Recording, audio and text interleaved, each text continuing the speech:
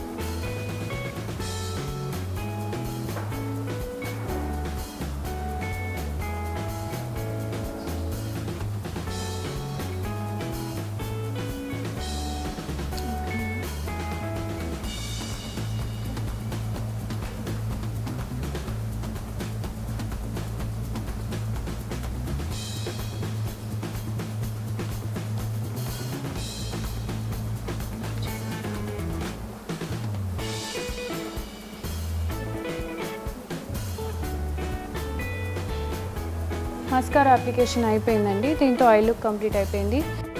Hi viewers, welcome to Indian colours సొగసు చూడతరమ ప్రోగ్రామ్కి స్వాగతం. మనం ఫంక్షన్స్కి పార్టీకి వెళ్ళాలంటే డిఫరెంట్ హెయిర్ స్టైల్స్తో వెళ్తాం. మరి ఈరోజు మనం అనూస్ బ్యూటీ కేర్లో ఉన్నాం. మరి వెడ్డింగ్ పార్టీకి వెళ్ళాలంటే లేకపోతే చిన్న పార్టీకి వెళ్ళాలంటే మనం ఎలా అందంగా తయారాలో డిఫరెంట్ హెయిర్ స్టైల్తో ఎలా వెళ్ళాలో ఇప్పుడు చూద్దాం. మీ పేరేంటండి? నా పేరు శారదా అండి. తిన్న క్లాస్మేట్ విజయలక్ష్మి. మేమిద్దరం ఇక్కడ అనూస్ ఇంటర్నేషనల్ బ్యూటీ స్కూల్ మాజిగూడలో ఎంఎస్సీ చేస్తున్నాము.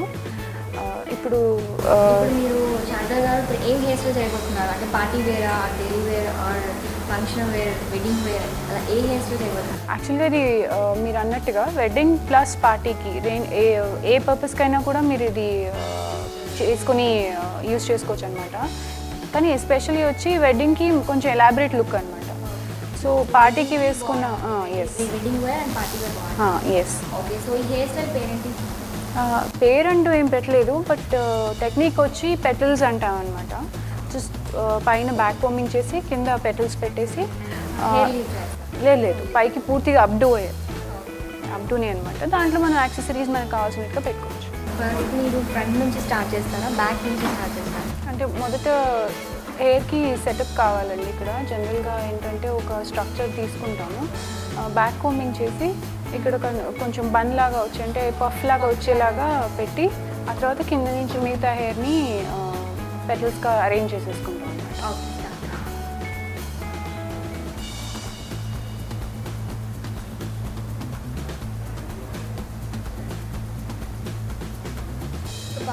ఇక్కడ స్టార్ట్ చేస్తాను. అంటే జనరల్గా ఏంటంటే ఇది ఈ ఫ్రంట్ రీజన్ దీన్ని ఏ రీజన్ అంటాం అనమాట.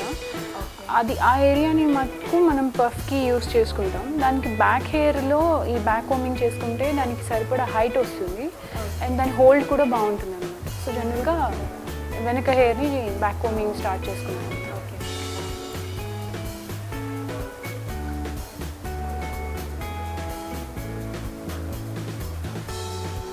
పఫ్ కూడా చూడడానికి చాలా అందంగా కనిపిస్తుంది. అవునా.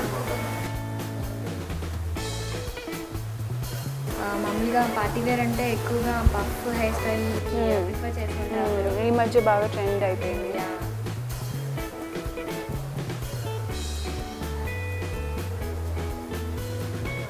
ఇంకా ఈ హెయిర్ స్టైల్ కాకుండా ఇంకా సమ్ అదర్ ఎలాంటివి ప్రిఫర్ చేస్తారు మీరు? జనరల్గా అంటే క్లయింట్ రిక్వైర్మెంట్ని బట్టి డిజైన్ చేస్తాం అనమాట హెయిర్ స్టైల్స్ అంటూ వచ్చి. అది అంటే వాళ్ళకి ఒకేషన్ని బట్టే జనరల్గా పార్లర్కి అంటూ వచ్చి చేయించుకునేవి మంచి పెద్ద ఒకేషన్ అంటూ ఉన్నప్పుడు వస్తారు. కాబట్టి పార్టీస్కి కానివ్వండి, వెడ్డింగ్స్కి కానివ్వండి, రిసెప్షన్స్, ఈ ఒకేషన్స్ ఉంటాయి కదా అలాంటప్పుడు. సో వాళ్ళ రిక్వైర్మెంట్ని బట్టి, అంటే ట్రెడిషనల్ కావాలంటే ట్రెడిషనల్, వెస్ట్రన్ కావాలంటే వెస్ట్రన్, దాన్ని బట్టి ఉంటుంది.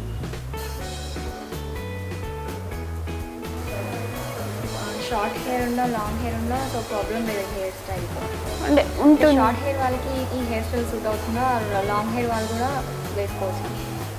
లాంగ్ హెయిర్ ఉంటే జనరల్గా ఏంటంటే ఇవి ట్రై అండ్ పుట్ బ్రేడ్సే అనమాట. ఎందుకంటే వాళ్ళ హెయిర్ వెయిట్ ఎక్కువ ఉంటుంది, అప్డూ చేసే కొద్దీ వాళ్ళకి పెయిన్ ఎక్కువ వస్తుంది అనమాట. నెక్ మీద బ్యాలెన్స్ చేయడం కష్టం అవుతుంది. సో జనరల్గా లీవ్ చేయడం కానీ లేదా బ్రైడ్స్ వేయడం కానీ, so that they can manage easily. అలా బాగా లాంగ్ ఉన్న హెయిర్ అయితే, ఇలా మీడియం లెంత్ ఉన్న హెయిర్కి అయితే ఈజీగా ఇలాంటి హెయిర్ స్టైల్స్ బాగా మెయింటైన్ చేసుకోగలుగుతారు.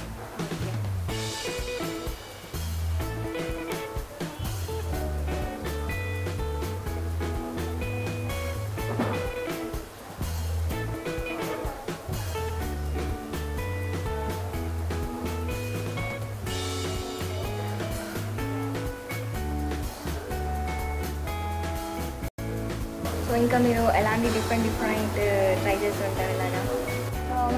జనరల్గా అంటే బ్రైడ్స్ చేసి హెయిర్ మీద రకరకాలుగా, ఇలాగే బ్యాక్ కోమింగ్ చేసి, లేదా బన్స్ పెట్టి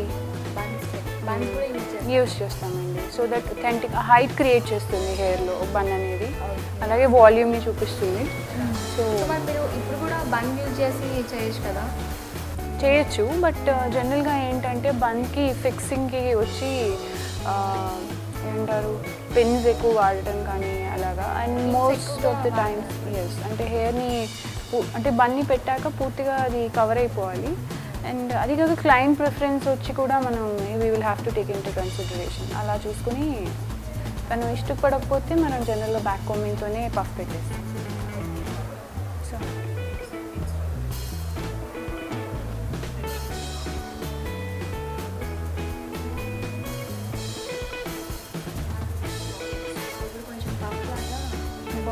only we have these.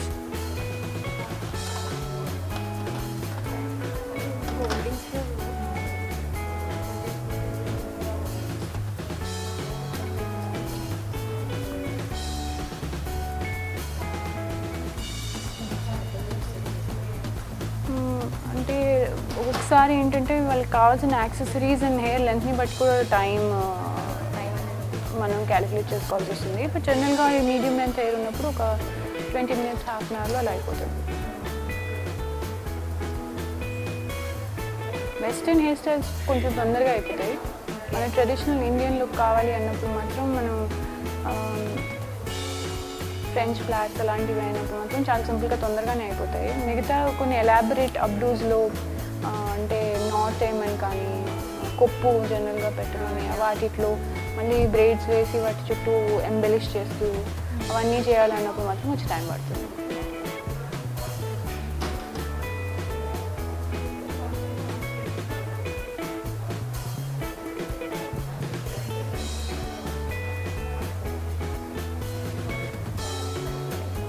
Party వేరినప్పుడు wedding అప్పుడు ఫ్రెంచ్ ఫ్లాగ్స్ కూడా మమ్మీ యూజ్ చేస్తుంటారు మరి, బికాజ్ మెయిన్గా శారీస్ వేస్తుంటారు కాబట్టి చాలా బాగుంటుంది.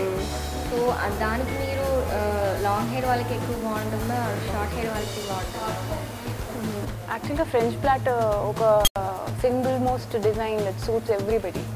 అది షార్ట్ ఉండనివ్వండి, లాంగ్ ఉండనివ్వండి, మీడియం లెంత్ అవ్వనివ్వండి, చక్కగా ఫ్రెంచ్ ఫ్లాట్ ఒకటి వేసేసి కొద్దిగా ఏమైనా పర్ల్స్ లాంటివి ఉంటే వాటితో యాక్సెసరైజ్ చేసేస్తే అసలు చాలా మంచి లుక్ వస్తుంది, ట్రెడిషనల్గా కూడా కనిపిస్తుంది. డిస్పైట్ అది ఒక ఏమన్నారు వెస్టర్న్ హెయిర్ స్టైల్ అనమాట, అయినా కూడా చాలా బాగుంటుంది. ఫ్లవర్స్తో పెట్టుకున్నా కూడా చిన్న చిన్న ఫ్లవర్స్ మధ్యలో. సో ఇంకా మీరు ఏమైనా డిఫరెంట్గా ట్రై చేశారా అందులో ఫ్లవర్స్? జనరల్గా ఏంటంటే కొంతమంది బ్రైడ్స్కి పెద్ద ఎక్కువ ఎలాబరేట్ హెయిర్ స్టైల్స్ అవి ఇష్టపడరు. సింపుల్గా కావాలనుకున్నప్పుడు జస్ట్ ఒక ఫ్రెంచ్ ప్లాటే వేసేస్తే వాళ్ళ దగ్గర ఉన్న యాక్సెసరీస్ని బట్టి, అంటే ఫర్ ఎగ్జాంపుల్ వాళ్ళ దగ్గర జ్యువెలరీ ఉందనుకోండి, ఈ మధ్యకాలంలో బాగా ఫేమస్ అయిన లుక్ ఏంటంటే ఆల్టర్నేట్గా ఒక జడ బిళ్ళలు అంటారు, అవి మొత్తం జడ కాకుండా బిళ్ళలు వస్తున్నాయి కాబట్టి ఆ బిళ్ళ పెట్టి ఆల్టర్నేట్గా ఫ్లవర్స్ పెట్టి అలా అంటే సింపుల్ లుక్ కోసం జనరల్గా చేయొచ్చు. అది శారీ మీద చాలా బాగుంటుంది. చాలా బాగుంటుంది. అండ్ అది కాక చాలా సింపుల్గా ఉంటుంది కాబట్టి అంతసేపు పెళ్ళంతటా ఉన్నా కూడా వాళ్ళకి అంత మెయింటెనెన్స్ ప్రాబ్లం రాకపోవడం అని అంటారు.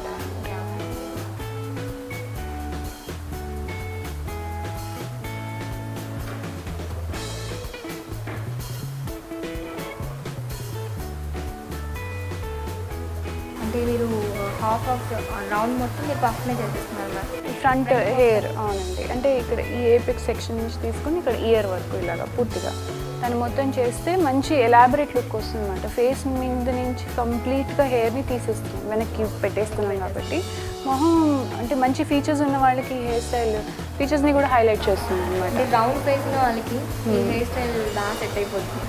అంటే జనరల్గా అంటే మంచి ఫీచర్స్ ఉన్న వాళ్ళకి ఇలాంటి హెయిర్ స్టైల్స్ చాలా ఈజీగా నప్పుతాయి అన్నమాట.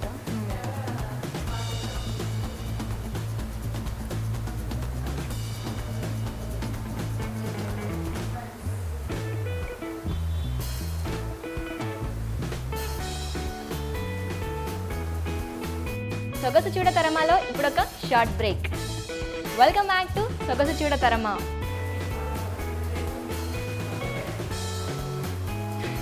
సో ఇలాంటి హెయిర్ స్టైల్స్ చేయడానికి మీకు ఏమేమి రిక్వైర్మెంట్స్ అంటే ఏమేమి రిక్వైర్ చేస్తారు?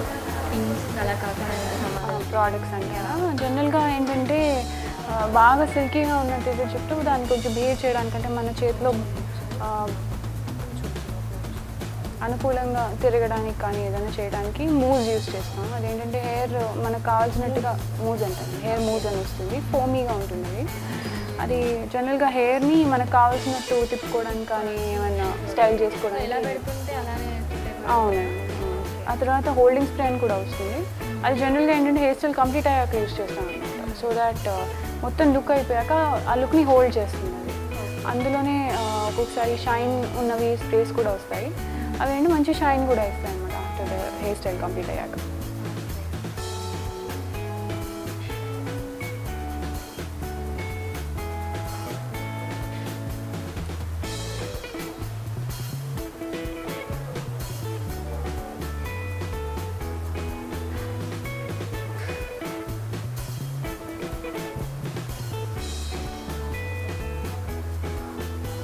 హెయిర్స్కి మీరు కలర్ కూడా ఇప్పుడు ఫ్యాషన్ అయిపోయింది కదా, సో మీరు ఎక్కువగా ఏది ప్రిఫర్ చేస్తారు?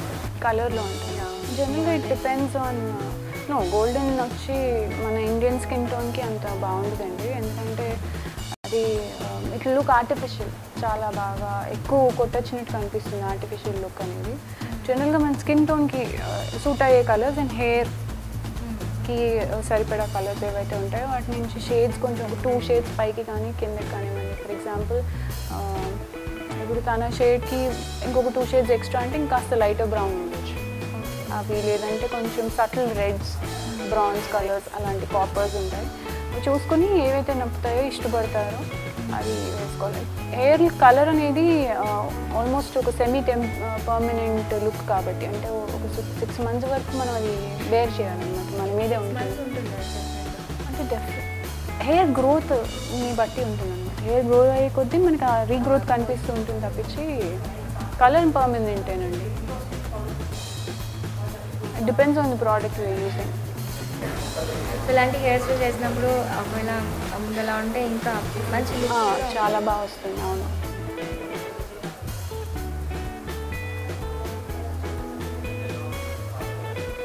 ఎస్పెషలీ వెస్ట్రన్ లుక్ అయితే కలర్ ఇంకా ఎన్హాన్స్ చేస్తుంది అన్నమాట స్టైల్ని. కొంచెం వైట్గా ఉన్న వాళ్ళకి ఇంకా బాగా కనిపిస్తుంది అలాంటి కలర్. ఎస్.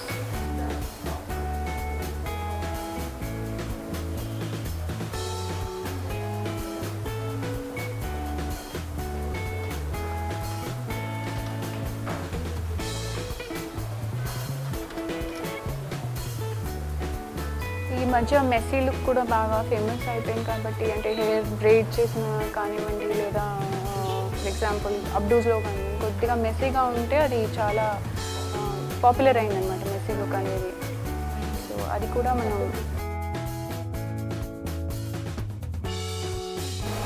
లేదా చిన్న హెయిర్ అనేది అక్కడ వరకే వచ్చేసరికి కొంచెం ప్రాబ్లం అవుతుంది కదా. సో దాన్ని పిన్స్ పెట్టి ఏమైనా అడ్జస్ట్ చేస్తాను.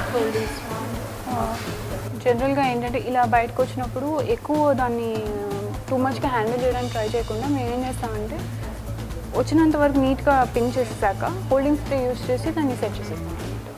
సో అది పూర్తిగా నిలబడుతుంది.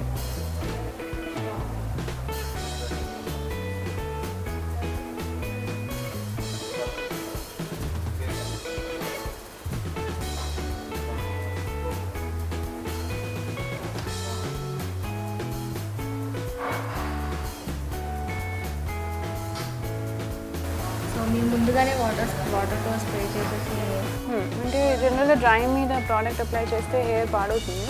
కొద్దిగా వాటర్తో వెట్ చేసుకుని సెమీ వెట్ లాగా దాని మీద కొద్దిగా ప్రోడక్ట్ అప్లై చేసుకుంటే జుట్టు మనకు కావాల్సినట్టుగా స్టైల్ చేసుకోవడానికి వీలవుతుంది.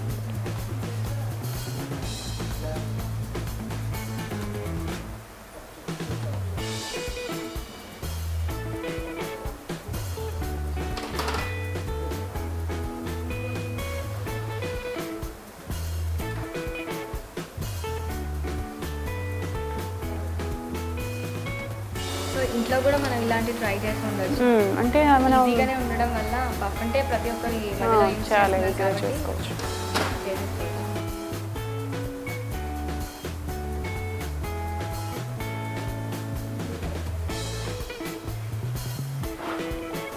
ఎక్కువగా పిన్స్ అనేవి యూజ్ చేయడం అవుతుంది.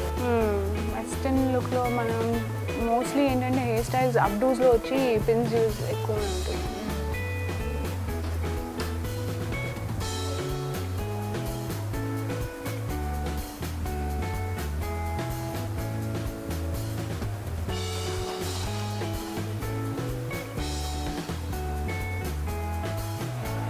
నార్మల్గా డైలీ వేర్లో ఏమైనా డిఫరెంట్ ఉన్నాయండి? డైలీ అంటే నార్మల్ ప్లాట్స్ వేసుకోవడం మనం నేర్చుకోగలిగితే మనం ఈజీగా అంటే డిఫరెంట్ లుక్స్ని మనం చేసుకోగలుగుతాం అనమాట. పార్టీషన్స్ డిఫరెంట్గా తీసుకోగలగాలి అంటే జనరల్గా కొంతమంది ఒకటే వైపు ఇష్టపడతారు. అలా కాకుండా డిఫరెంట్. అవును, యూ కెన్ డూ ఇట్. అలవాటు అయ్యే కొద్దీ మనకి అది ఈజీ. అంటే మనం ఎట్లా అంటే ప్రాక్టీస్తో పాటు తొందరగా మన హ్యాండ్ మూవ్మెంట్ కూడా ఇంప్రూవ్ అవుతుంది అనమాట. కానీ మనం జనరల్గా ఏంటంటే హెయిర్ స్టైల్ అనేది పెద్దగా ఒకటి కన్వెన్షనల్గా వెళ్తాం అనమాట. మోస్ట్లీ పోనీస్ వేసుకోవడం కానీ లేదా పిన్ చేసుకుని హెయిర్ వదిలేయడం కానీ. సో ఇవన్నీ లేకుండా మీరు స్ప్రే యూజ్ చేస్తే షార్ట్ హెయిర్ అంటే అవును కంప్లీట్గా ఇలాంటి స్ప్రేస్ యూజ్ చేయడం వల్ల హెయిర్కి ఏదైనా ప్రాబ్లమ్ డ్యామేజ్ కానీ లేదు. మనం చూసుకోవాలి ఎలాంటి ప్రోడక్ట్ని ఎంచుకుంటున్నాం అనేది మనం చాలా జాగ్రత్తగా ఉండాలి అలాంటి విషయంలో. కొంచెం రేటు తక్కువ ఉంది కదా అని చెప్పి లో క్వాలిటీ ప్రోడక్ట్స్ కొంటే మాత్రం హెయిర్ డ్యామేజ్ అవుతుంది. అలా కాకుండా కాస్త మంచి ప్రోడక్ట్ తీసుకుంటే జనరల్గా హెయిర్ ప్రోడక్ట్స్ ఎక్కువ క్వాంటిటీలో తీసుకున్నప్పుడు మంచి ప్రైస్లోనే దొరుకుతాయి మనకి. అవి చాలా కాలం కూడా ఉంటాయి అన్నమాట. సో దాన్ని బట్టి అంటే మామూలుగా హెయిర్ అంతా డ్రై అయిపోతుంది తర్వాత హెయిర్ స్ప్రే యూజ్ చేస్తారు అలా ఏం లేదండి. మన స్కిన్ లాగానే ఏ ప్రోడక్ట్ అయినా కూడా వాడాక మళ్ళీ మనం వాష్ చేసేసాక దాని ఎఫెక్ట్ ఏమీ మిగలదు. ఎవ్రీ టైం వాష్ చేసేది ప్రోడక్ట్ ఎప్పుడు హెయిర్ మీద ఉంచి నైట్ వాష్ చేసేస్తాం. ఎస్.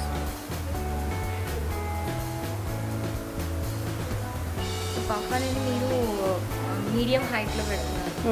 అంటే ఎక్కువ హైట్లో కూడా పెట్టచ్చు. అవును పెట్టచ్చు. మనకు కావాల్సినంత హైట్ మనం డిజైన్ చేసుకోవచ్చు ఒక హెయిర్ స్టైల్లో.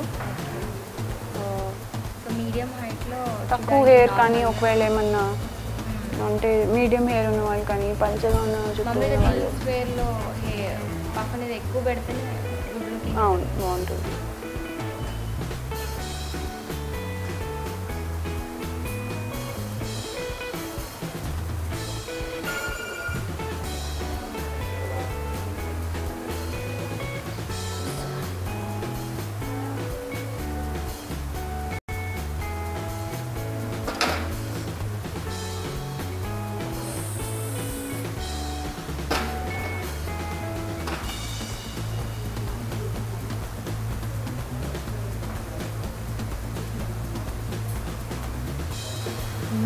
రావడానికి మనం ఇక్కడ స్ప్రే యూస్ చేస్తాం. అంటే ఫినిషింగ్ లుక్ సరిగ్గా అంటే స్టైల్ అనేది పూర్తిగా హోల్డ్ అవుతుంది, నీట్గా వచ్చింది అని.